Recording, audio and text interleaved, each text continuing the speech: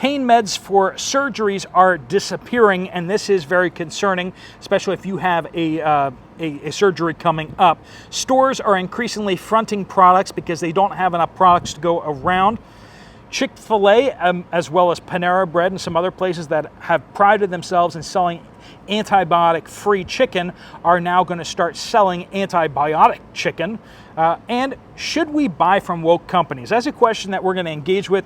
We're going to be realistic, but we're also going to be practical as well about what we can do, what we should do, some principles that you can discuss with us, whether you agree with them or whether you have different principles that you think about. But we got a lot to discuss, a lot of your reports coming from all over. Let's jump into it. Welcome to the Poplar Report. I'm Steve Poplar. I'm an accountant by trade, and we are in a sunny Asian country. I don't believe by the release of this video we will be discussing exactly where that is just yet, but if you're on my newsletter, you will know by now. We have a whole bunch of things happening out there, but before we do, we want to give a shout out to our sponsor, Genesis Gold Group. They do a fantastic job helping people get out of stocks and bonds into things that are more stable, like physical metals, gold, silver, and platinum. If you have a retirement account and you want to get into something safer, you might want to talk to Jonathan and his team. There'll be a link at the end of the video for you to click on to get some more information from them. This first update is from Vana. And by the way, thank you so much for you guys sending in updates and sharing with us what you guys are seeing out there, what you're hearing from your workplaces. If you have something you want to share or contribute to the conversation, please do just pop that into the comment section. Just make a comment and then use the word update somewhere in there to get it to the right place.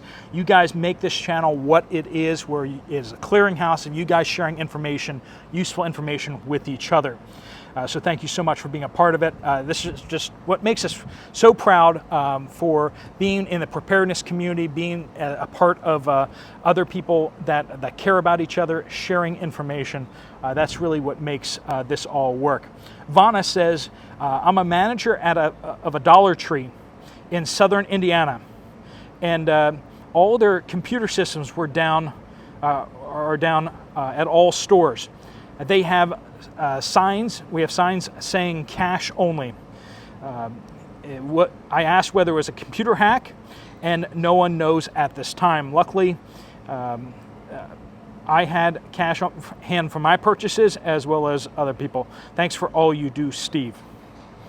Ray says, South Carolina, I'm with my mom who is in hospital prepping for knee replacement surgery. So a fairly big surgery, routine, but fairly big. She can't tolerate pain medications.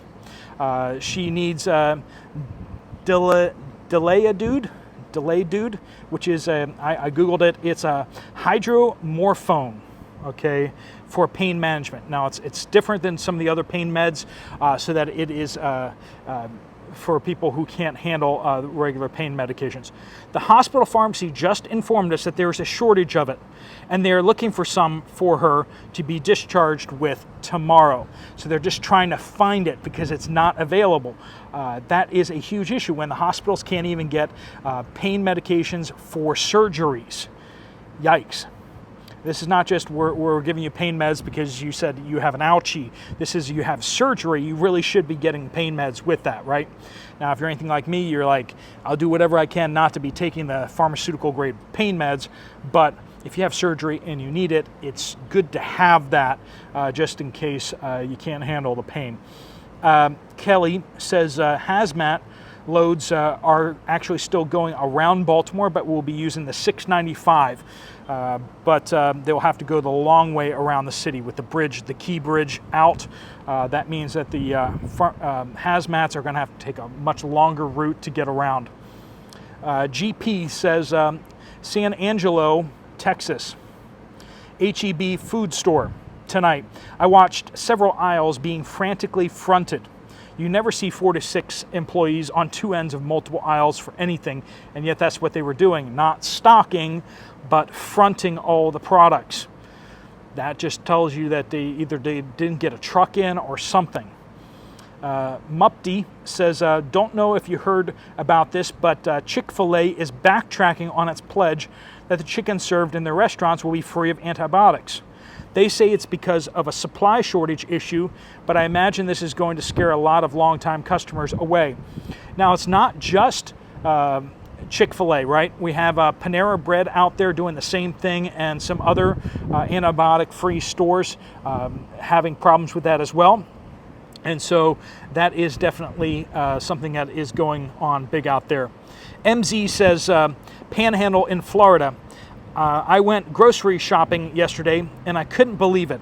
It's only been a week since I last shopped. Almost no salt, no vinegar, no bleach, no flour, no sugar. This was at the dollar store. Everything I looked at was at least $1 more than it usually is. Major changes there. Once again, that's Panhandle of Florida. Debbie says, my insulin didn't come in again. When I called my pharmacy, I was sent 3 Lantus pens and not 4. Supposed to have 4, got 3. Instead of in a box like it usually comes, they came in a Glad bag. So I was shorted 1 pen and the box was open. Never had this happen before. I was sick 3 months ago. My Lantus was never sent. Fortunately, I wasn't eating much, so the Lantus I had on hand got me by. For anyone who is not diabetic, Lantus is a long-acting insulin. I have needed it, and I have needed it ever since I got sepsis a few years ago. God bless everyone. So that's a big issue out there. From a different Debbie, North Nevada, I finally started noticing fewer aisles in my local Kroger store. They've taken some aisles completely out as well. Kelly says, in January, I called the VA for an appointment. The earliest appointment was in March 22nd. So January, got an appointment March 22nd. On March 20th, I received a text saying it was canceled. This is the 3rd time this has happened. Anyone else having this issue with the VA? I imagine you guys are. EB says, LifeStraw just went woke. Do not purchase. Now, let's add some context to this, but then we're also going to expand this into a larger conversation about what do we do when we have so many woke companies out there? How do we decide which ones we're going to purchase from, which ones we're not going to be purchasing from? And let's talk about some principles. Please let me know what you guys think down in the comments down below. Now, first off, LifeStraw. LifeStraw is owned by a Danish man. And let's just say it's always been woke to one degree or another. It's a Swiss company and has basically always been woke. Just because you didn't know about it doesn't mean that they weren't woke before, right? So the question is, do we buy from woke companies or not? So we want to change the world, right? But at the same time, we need to make sure that we are prepared for hard times that come. And so my thought process on the whole thing is, if you have 2 comparable products and you have the option without putting yourself in financial hardship or not getting a quality product that you need for certain things. So when it comes to like LifeStraws, water filtration things, I think you should pick good companies as best you can.